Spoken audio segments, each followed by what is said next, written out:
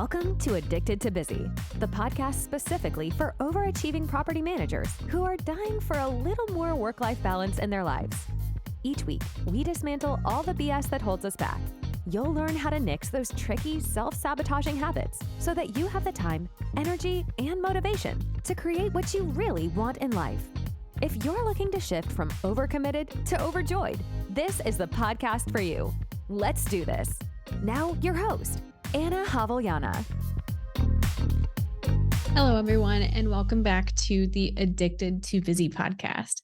I just returned this past week from giving a presentation all about managing distractions to a group from Lincoln Property Management Company, and it was a blast. I love any opportunity to geek out on organization, efficiency, managing distractions, being more of an efficient property manager, or just human in general. Now, normally when I speak to a large group of people, I typically don't know anyone because oftentimes I'm traveling or speaking to associations. And so it's pretty frequent that I don't know anyone in the room. But this time I got to speak in Minneapolis, which is where I spent most of my career. This presentation was very special to me because I was in the room with 4 women who were with me when I started as a baby in property management as a leasing agent. And there were 2 people in the room in particular who they were my manager and my asset manager for, I think, 4 years or pretty close to 4 years. And so they really poured into me over the years, and they mentored me and they taught me and they guided me as I learned the ins and outs of this very, very crazy industry. And they also saw me when I was at my worst. So to have these 2 individuals in the audience meant a lot to me because everything that I share here on the podcast isn't necessarily my own ideas. I mean, a lot of it was learned through my own trial and error and human experience. But a lot of what I shared is all of the great advice and lessons that I learned from the amazing people who mentored me. Now, these 4 individuals that I was telling you about, these women are absolute powerhouses. They are amazing managers. They are amazing moms, amazing humans. And I was simply blessed to have the opportunity to work around them. These women stand up for each other. They talk each other up, and that makes a world of a difference. When you feel like you are supported and celebrated, that affects how you feel when you walk into an office. And that's a big part of why I loved working with them so much, and also why I was able to do what I did, because they instilled belief in me when I wasn't entirely sure that I could do it. They witnessed a lot of my firsts in property management. And while every fiber in my body was telling me, I don't know if I can handle this, I don't know if I can do this another day, they assured me that I could. Anyway, I am riding on a high after coming back from that presentation. If you are looking for a speaker for your organization or for your manager's meeting, reach out to me. I would love to come and work with your group and share these tools because I'm very passionate about helping people balance their work with their life and their health. All right, let's dive back into it. Today is our final episode on the competence ladder, right? So for the past couple weeks, we've been talking about the competence ladder and why you need to understand where either you or your teams are within that ladder. So let's quickly recap this. I know we've gone over this a couple times, but what's one more for the road? All right, we can be unconsciously incompetent. That's where you don't know what you don't know. You can be consciously incompetent, where you are aware of a skill that you don't yet have. We can be consciously competent, where you know that you have a skill and that you're good at it. And then we can be unconsciously competent, which is where you are so good at a skill that you're no longer aware that you even have it. Okay, now we've gone over a couple reasons why you need to understand where you are on that ladder. A few weeks ago, we went into depth and talked about how if you aren't aware of the skills that your team lacks, that you have, then you might be taking on work that could be done by somebody else. Said another way, if you have a teammate who has a lot of unconscious incompetencies or inabilities, chances are you might be doing work that they are fully capable of learning how to do. After that, we talked about how moving through the competence ladder will also require us to move through various emotions, and that in essence, we have to slow ourselves down in order to speed up later. Whenever we take on a new task or try to learn a new skill, we should expect to feel frustrated or challenged. And that's what today's topic is all about. If you are guiding a teammate through learning a new skill, you have to be aware of what phase of this ladder they're in. Otherwise, you risk losing patience unnecessarily, which is likely to stunt their growth. Okay, so let's start this off. One of my most unfavorite phrases is duh. It's a simple sound, but my God, can it make someone feel like crap? Now, there are other ways that we can say duh in polite terms, such as, didn't you know that already? Or she should know that by now. When someone says duh, it implies that something should be obvious, that they're not getting it. It implies that this person is lacking in knowledge, or it might mean that they're incompetent. Now, I am going to give a tiny little footnote here that duh is often a phrase commonly used by teenagers to deflect absolutely anything that their parents say. And sometimes we say duh in a joking way to cover up a brain fart. Those examples aside, when we imply that someone should know something, we're not taking into account that they've had a very different lived experience than we have. Whether we're teaching a subordinate something new, or whether we are learning from our superiors or our colleagues, we have to make space for the fact that we're all coming from different backgrounds. For example, I have worked alongside property managers who have degrees in business or finance. I've also worked alongside property managers who have art degrees or no degrees at all. We are all at different stages in our journey. Now, it is not necessary for you to know someone's full background in order to teach them. However, it is necessary for you to drop the assumption that just because someone is in a specific position, that they should know absolutely every single nuance about it. I've seen this play out before, and it's likely that you have as well, where a new employee is brought in from outside the company and an internal candidate was passed up for the role. Now, the internal candidate is obviously let down or disappointed that they didn't get the position. And then at the first sign of a mistake or of a knowledge gap, they pounce.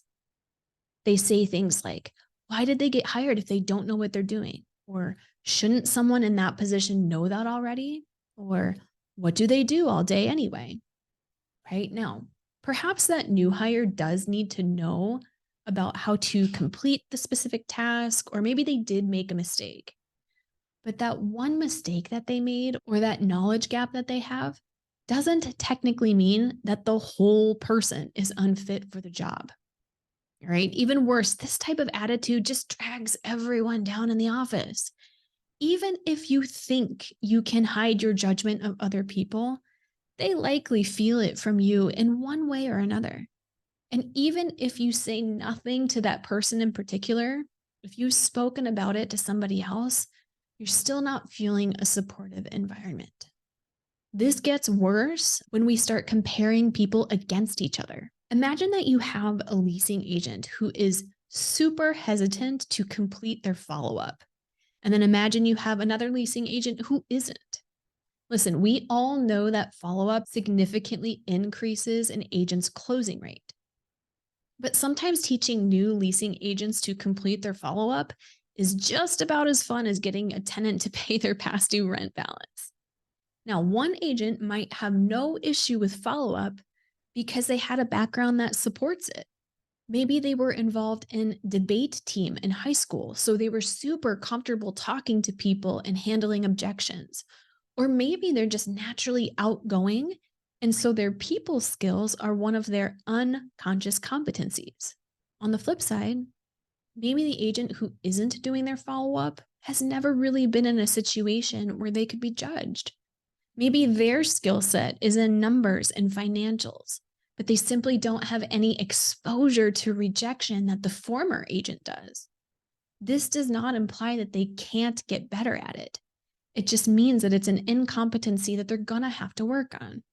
And as we learned last week, when faced with a new skill to learn, that agent is likely going to have to process various feelings along the way. Comparing these two agents against each other out loud doesn't really get us anywhere.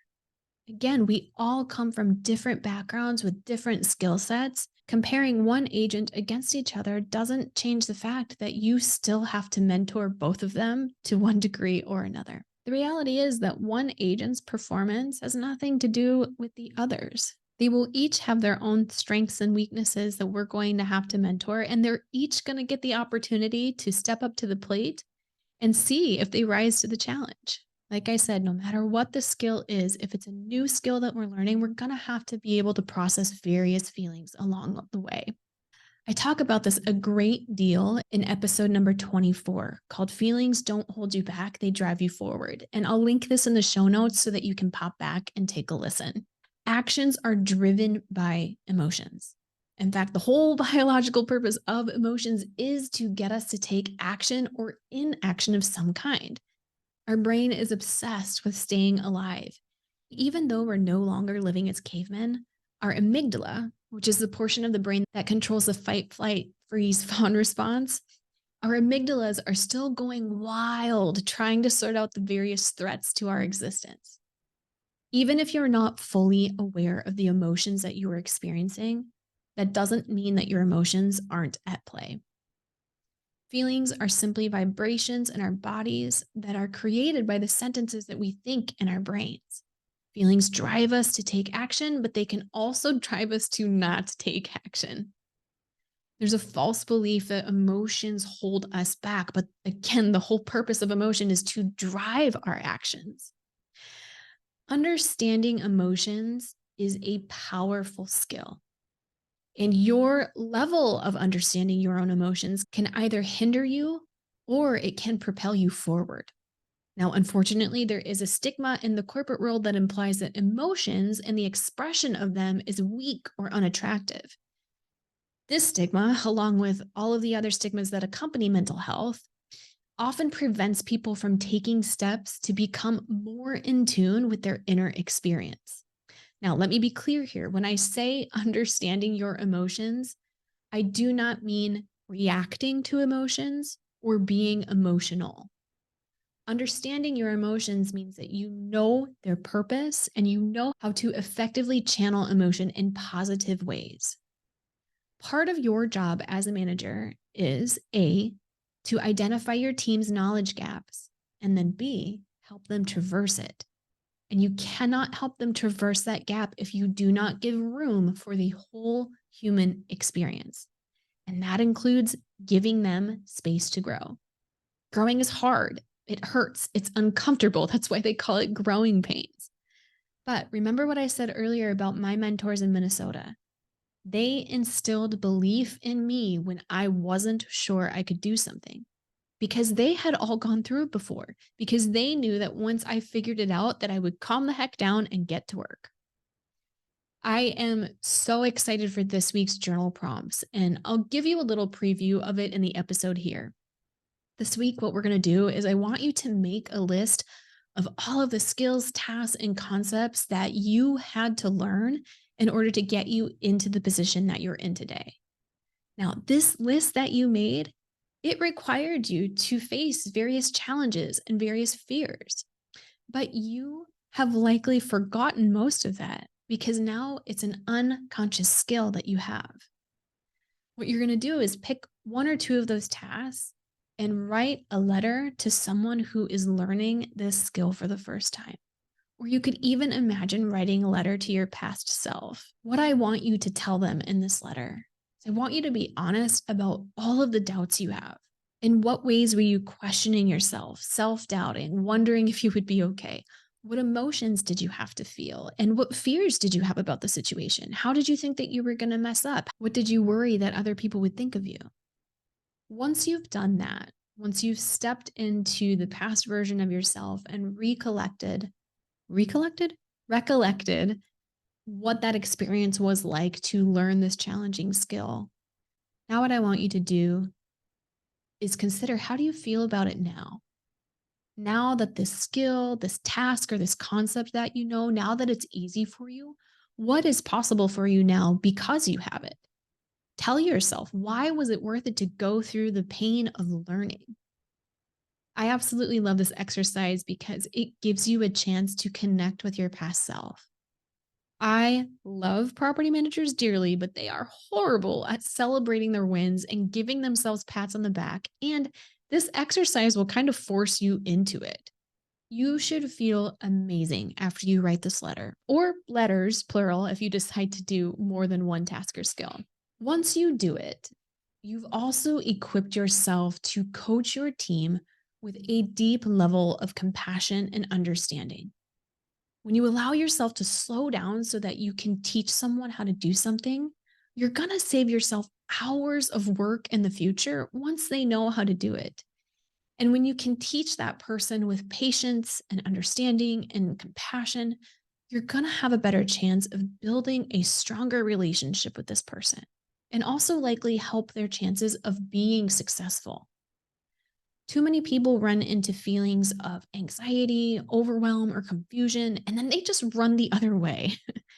But if you can help this individual see that those emotions aren't anything to fear, and in fact, they're part of the process, they will be more likely to try. One of the reasons why I wanted to write this episode was partially because of a stupid Facebook comment. I think most of you probably found this podcast by way of Facebook or an Instagram ad. And it was probably, I think it was a year ago, I was promoting a webinar about learning how to set boundaries. Now, for the most part, the post was receiving tons of positive comments and the content was really resonating with property managers. But there was this one person who just wasn't having it, and she left a comment. I can't remember what the exact verbiage was, but the tone implied, duh, everyone should know this. I think the comment said something like, it's called taking charge. I can show you how to do that too. Now, a different person popped onto the comment on that person's post and came to my defense and said that I was just trying to help people who are struggling. And whoever you are, if you're listening, thank you. That was super kind of you. But I remember when I read that first comment about taking charge, I just thought to myself, I feel bad for whoever has to work with this gem. Because yes, some people are born with an innate ability to take charge and take no shit from anyone, and others aren't. And for those who aren't, they have to learn how to do it. I really don't think I would want to learn how to do it from that manager. No offense. If you really want to embrace this concept, all you need to do is make one simple mindset shift. And that is to make absolutely no assumptions and or judgments about what someone knows and what someone doesn't know. Okay, the mindset shift is simple. From now on, make absolutely no assumptions and or judgments about what an individual knows or doesn't know. This ties back to what we talked about a few weeks ago, but I really want to bring it full circle. If you have skills that others don't have, you are likely taking on work that could be delegated to someone else. And delegation is going to require you to slow down temporarily so that you can get that task off of your plate forever. Learning any new skill is going to require emotional effort for all parties involved, both the teacher and the student. But if you decide to do it, you have an opportunity to support someone in their growth and help them increase their value as an employee. So, how do you do that? You do that by taking note of all of the amazing managers in Minnesota who taught me the invaluable skill of talking everyone up and holding belief in others until they can believe in themselves. All right, everyone, we are done this week. Did you miss the From Busy to Balanced mini workshop? It was so well attended that we are actually doing another run. So pop on over to our website and click mini workshop in the top menu bar to get registered. I have done my best to condense the workshop down to 30 minutes of the essentials. For those who know me, you know that I like to talk a lot. So this has been a challenge, but I know that I've nailed it down to the 3 most impactful mindset shifts that will help you save hours this summer, right? In this workshop, we are going to talk about number 1, the multitasking myth and why focusing on one task is the key to success. Number 2, we're going to talk about how to eliminate the excuse of not having enough time. And then number 3 is my favorite. We're going to talk about how to shift from working reactively into working intentionally. Now, next week, I am taking a podcast break, so you will not see me in your podcast feed. But if you still want to connect, please come to the mini workshop. I really want to see you there. So hop on over to AnnaHavliana.com. That's ANNAJAV as in volleyball, ELLANA.com. Click mini workshop in the top menu bar and get registered for the webinar. All right, everyone. I love you. Keep going. Thanks so much for tuning in to this episode of Addicted to Busy. If you're enjoying the show, please feel free to rate, subscribe, and leave a review wherever you listen to your podcasts. This helps others find the show, and we greatly appreciate it. Thanks again for tuning in, and we'll catch you in the next episode.